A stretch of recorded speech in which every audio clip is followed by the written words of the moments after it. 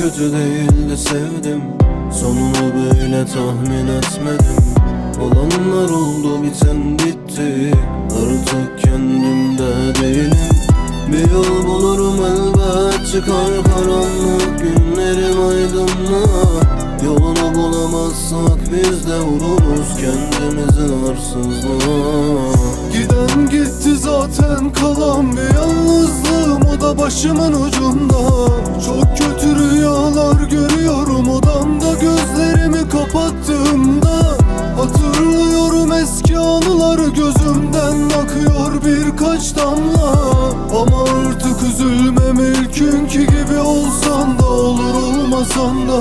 Giden gitti zaten, kalan bir yalnızlığım, o da başımın ucunda. Çok kötü rüyalar görüyorum odamda, gözlerimi kapattığımda. Hatırlıyorum eski anıları, gözümden akıyor birkaç damla. Ama artık üzülmem, ilk günkü gibi olsam da olur, olmasam da.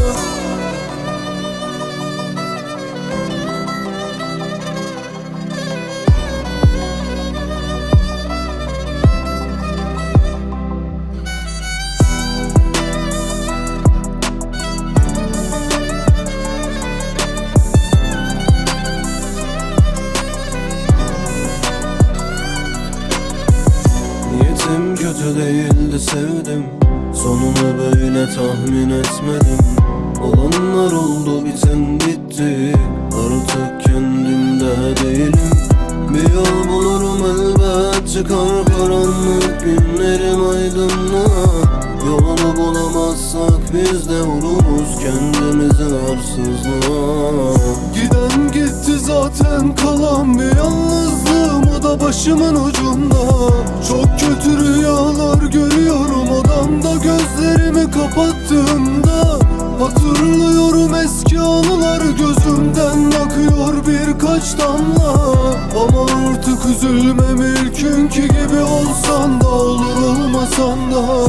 Giden gitti zaten, kalan bir yalnızlığım, o da başımın ucunda. Çok kötü rüyalar görüyorum odamda, gözlerimi kapattığımda. Hatırlıyorum eski anıları, gözümden bakıyor birkaç damla. Ama artık üzülmem, ilk günkü gibi olsam da olur, olmasam da.